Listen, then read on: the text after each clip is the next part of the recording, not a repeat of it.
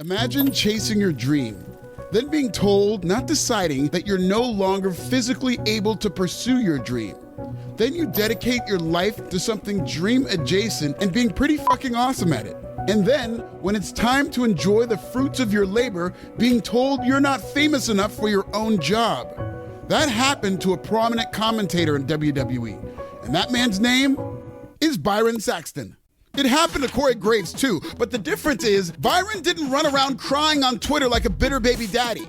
Do I feel a little bad for Corey? Sure, kinda, why not? But he's no more of a victim than Byron, who went from NXT hopeful to NXT commentator to main roster commentator to backstage announcer. Booker T was bumped from Raw to NXT. Dio Maddin just disappeared and resurfaced in AEW as a fashion model, or a spicy judge on Rupaul's Drag Race, I can't really tell. Corey Graves is not special for being bumped from commentary. He's just handling it more unprofessionally, like Terrell Owens when he doesn't get the ball. But when the TOs of the world complain about their lack of involvement, they're just divas. This happened to JR a couple times, and he responded by cutting a work shoot promo and bringing back the fake Diesel and Razor. Mr. McMahon called me into his office on February the 11th, 1994, and he fired my ass. I love Jim and Corey, but Caucasian commentators are such drama queens. If Corey Graves brings back the fake Enzo and Cass on NXT, I swear to God. Remember, underneath all those dark tattoos, Corey Graves still benefits from all that white privilege. Entitlement. They took my job and I was so good at it, you guys. Me and all this white skin deserve to be on Netflix every week like Stranger Things. I can be a Stranger Things. I don't care if WWE is constantly shuffling its announced team. Being on commentary is my adjacent dream. There, Corey Cracker, you gonna be all right. Because today, we're gonna talk about how one tweet led to Corey Graves' conspicuous absence, whether or not it's a work, and why Corey Graves' real dream could be in his future, regardless if all this is real or not. Subscribe in Swahili. I am right where I want to be. Donald Trump's America celebrated Martin Luther King Day this past week, and Black History Month is just days away. So I will be spending exactly 0 of my black seconds feeling sorry for a white millionaire. A, because Corey's situation is no different from just about every WWE commentator in history, and B, all this might end up working out in Graves' favor anyway, because it might be a work. I polled you, the savvy subscribers at Pro Wrestling Bits, as to whether or not this was a work or a shoot.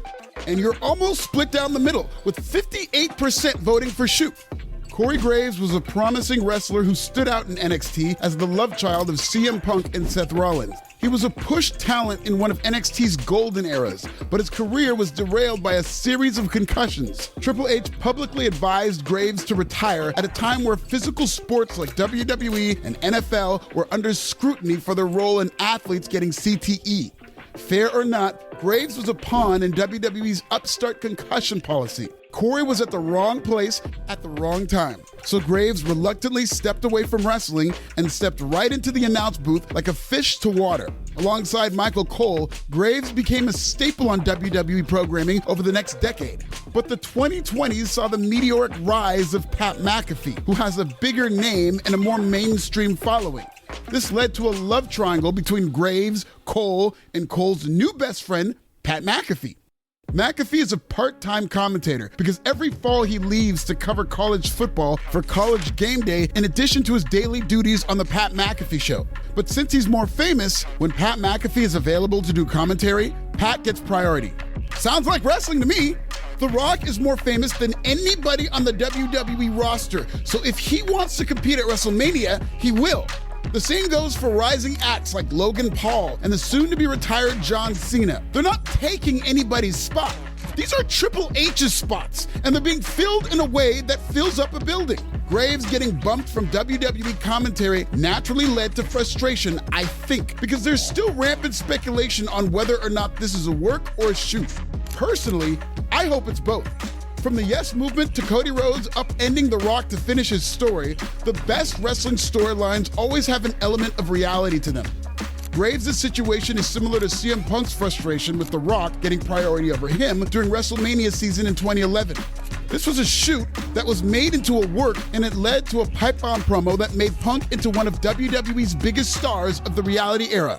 Corey Graves' now infamous pipe bomb adjacent tweet was deleted because WWE is not the place to be unhinged on social media.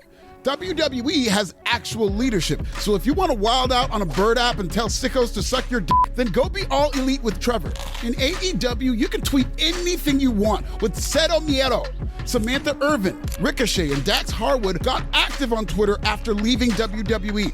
Nobody's more gotten to on the bird app than Tony Khan. So from the top down, AEW embraces internet wrestling bicker culture.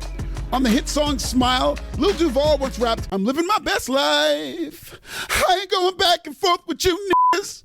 Tony Khan and AEW don't sing that song for a couple reasons, despite the fact that Lil Duval is from Jacksonville. In AEW, you can go back and forth with these niggas and all they mean tweets, and the only thing close to a punishment is a rambling but stern lecture from the stuttering sicko Dave Meltzer. A couple people from AEW tweeted, "We're so happy for you." And I don't know how, I'm sure they are his friends. They should be happy for him. I'm happy for him. I don't know that it's good business if you are with a rival company to tweet how happy you are that somebody who left got a big reaction. Corey Graves acted like an AEW wrestler with a WWE Twitter login, and his ass was sent home. Having said that, the ongoing drama spiked NXT's viewership. Corey was sent home ahead of the January 14th NXT broadcast after claiming he had a lot to say in a now-deleted tweet. There are so many conflicting stories that nobody knows if this is real, but everybody knows they want to see Corey Graves versus Pat McAfee at WrestleMania. In May of 2024, Corey Graves took bumps in a wrestling ring with brother Sam Adonis, suggesting he could make an in-ring return if WWE cleared him. A potentially work-shoot storyline with Graves has history on its side. Popular announcers coming out of the booth to wrestle almost always works. Jerry Lawler had a great short-term feud with The Miz in 2011 where he challenged for the WWE title at No Way Out. Lawler got so hot with this old gunslinger angle, I thought he was going to win. And to this day, I still think he should have. AEW just did this with Taz, who wrestled fellow announcer Jerry Lawler at ECW One Night Stand in 2005. At AEW All In, almost 20 years later, Taz used a Taz mission on Brian Keith after weeks of trolling from Jericho's Learning Tree. Huge pop. Fans develop a strong connection with announcers.